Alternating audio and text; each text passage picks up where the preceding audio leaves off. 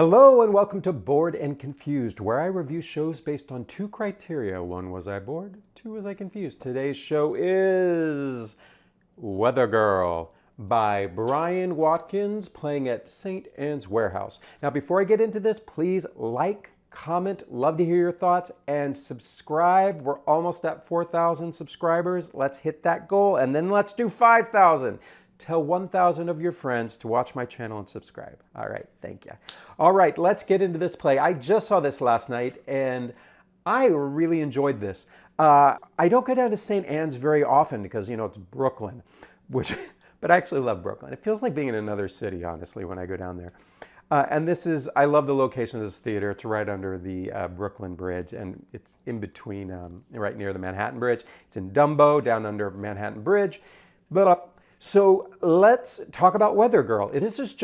I went into this, I thought this was a musical for some reason. I don't know why I thought that. Maybe it's because the woman in it, Julia McDermott, is also a singer.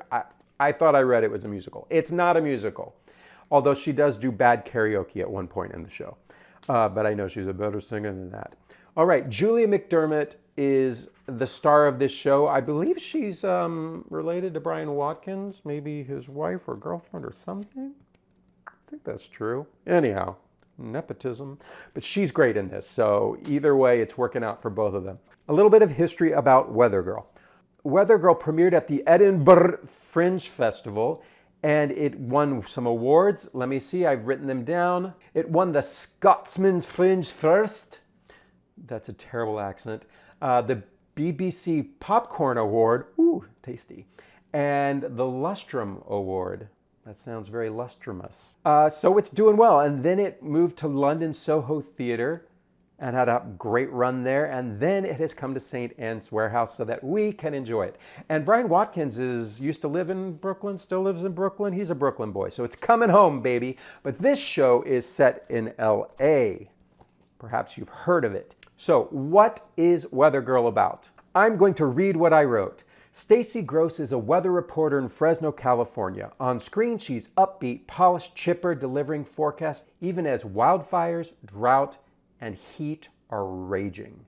Off screen, she's dealing with anxiety, existential dread, trauma, especially about her mother, alcohol, and trying to keep up this persona. At some points, the script leans into magic realism, which I'm not going to get into because it feels like a bit of a spoiler, but this show is basically about Stacy unraveling, and boy, it is a ride that I'm here for. The tone of this show is dark, comedic, extreme.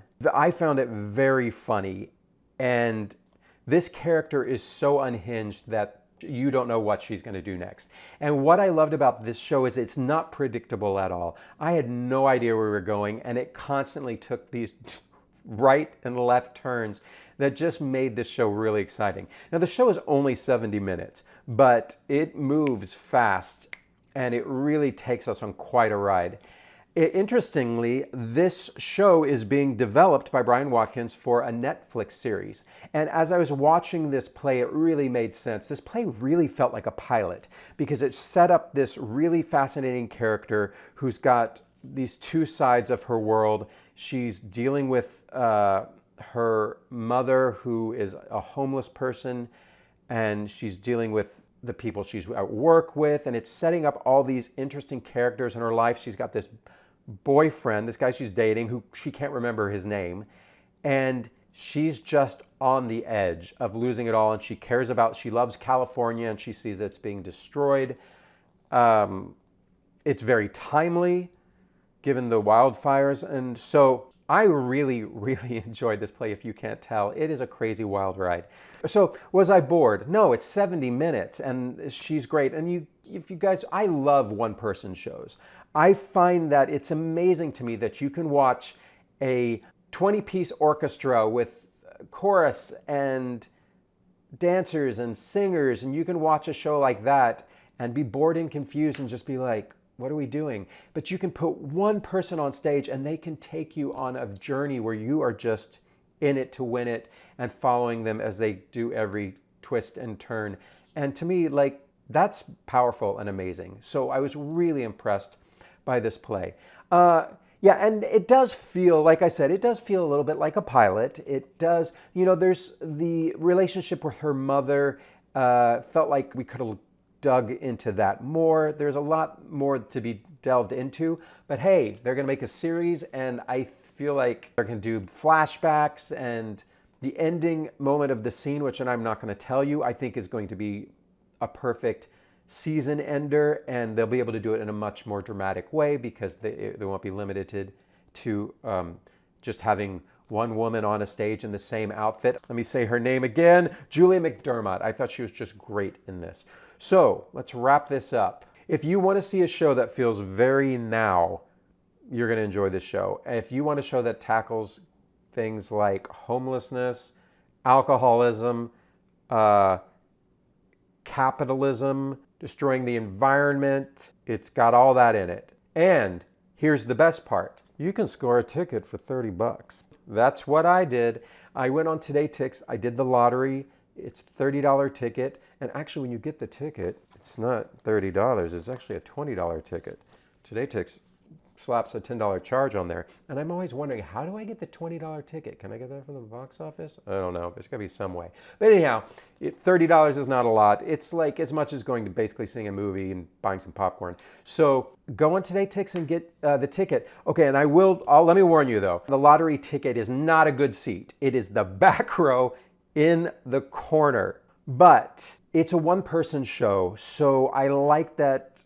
Even though there was a person's head in my way, because I was on the back row, I could prop myself up, I could dodge and weave, and I'm always just looking at one person. So if I needed to lean against the side of the theater to see her, fine, so be it. And my recommendation, if you get this lottery ticket, bring some yoga blocks to sit on or some kind of padding and just prop yourself up. You're in the back row. Prop yourself way up and then you'll have no problem seeing. The theater, I would have liked to have been a little closer, but being in the back row still was close enough. So I recommend those tickets, but it's a good show. So if you got money to burn, send some to me. And then with what you got left, go buy a more expensive ticket at St. Anne's Warehouse and go check out Weather Girl. Or wait till it's on Netflix. But I think it'll be fun to actually watch the play and then go see it on Netflix. That's how I feel about Fleabag. I never saw Fleabag the play, and after I saw this series, I was like, well, now I want to see the play. So go check out Weather Girl, comment below, and let me know what you think of Weather Girl. I'd love to hear your thoughts, and I will see you at the next one. Don't wanna drift away, wanna stay inside the play. Keep me engaged, keep me amused with what's in front of me. 'Cause I don't wanna be bored and confused.